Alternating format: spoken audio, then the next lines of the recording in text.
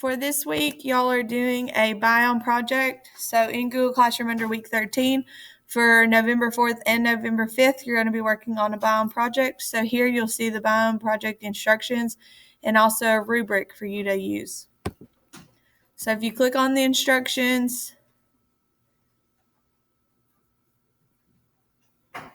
okay, so for this project, you will complete a 9-slide presentation on a specific biome. You must fill in all the criteria listed below to receive full credit. Project grades are a test grade.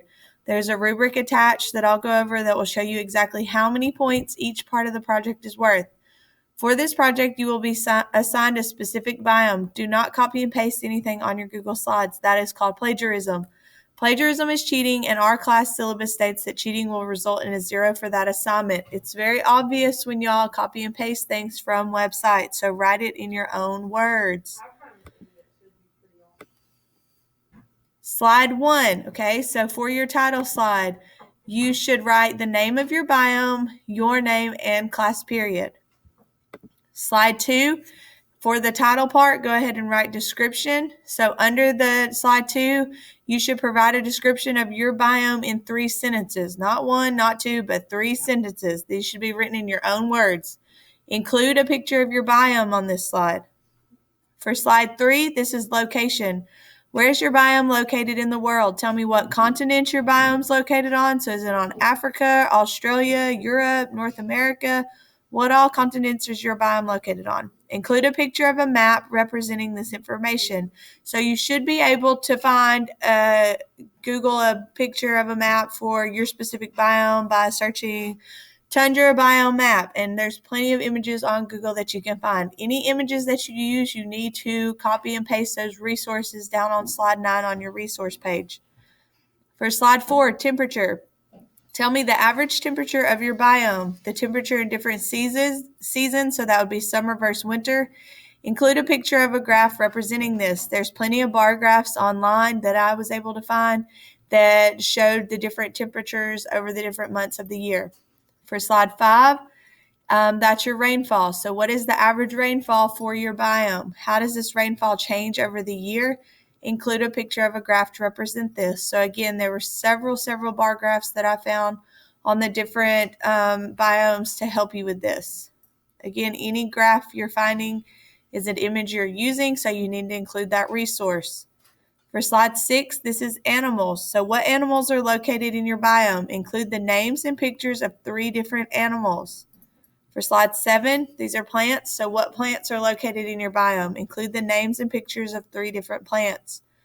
For slide 8, those are your abiotic factors. So this is anything that's non-living in your biome. So what abiotic factors in your biome? Tell me how these abiotic factors in your biome affect your biotic factors. So some abiotic factors would be temperature, rainfall, water, snow, mountains, rocks. So tell me what, let's say you have the tundra, for example. So how does that snow affect the types of animals and plants that you have in your biome? If you have rainforest, how does that rainfall affect the types of animals and plants that you have in your biome? For slide 9, these are your resources. Include credible resources.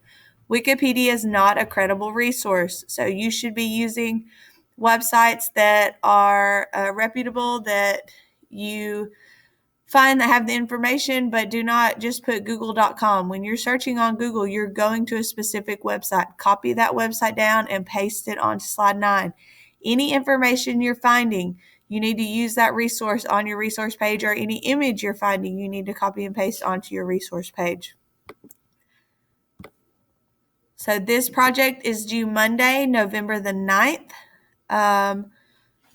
For any day that it's late, you will lose 10 points. Again, let me pull up the rubric and explain that.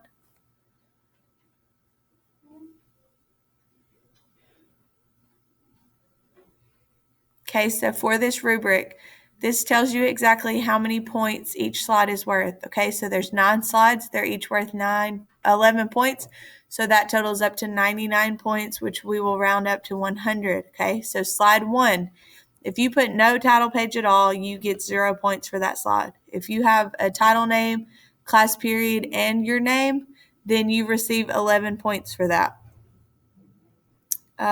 For slide 3, location. If you don't include a location slide, you get 0 points for that slide. To receive full 11 points, you have to state where the biome is located in the world, name the continents, and include a picture of the map to represent this. So again, under the 11-point category, it tells you exactly what you need to do to receive 11 points for every single slide. If you don't have this information, you're going to lose points per slide. So we're going to be grading this very strict. For the animals, if you put no animals at all, or if your animals are listed with no images, or vice versa, if you put images with no animals, you're not getting points for that, okay? I need you to list 3 different animals and tell me what their names are. Same with the plants. On slide 8, your abiotic factors. So if you put no abiotic factors at all, you're receiving 0 points for that slide.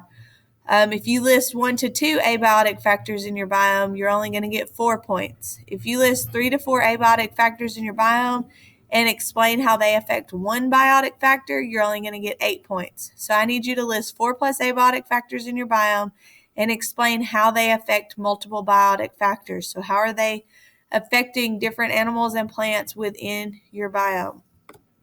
Slide 9, you have to have credible resources. So if you include no resources or your resources are not credible, meaning they're from Wikipedia or you put google.com, you're not getting credit for that. You have to give me 3 credible resources on this. So if anybody has questions on this, please reach out to Ms. Asher or Ms. Santiago. Again, this is going to be due on Monday, so submit this in by Monday. We have to have grades entered in for progress reports before Tuesday, and the progress reports are going to go out November 16th. So it is important if you're virtual that you get this turned in on time so that we can put this grade on the progress report instead of it being a 0. Again, if you have any questions, reach out to us and follow the instructions and the grading rubric to help you out.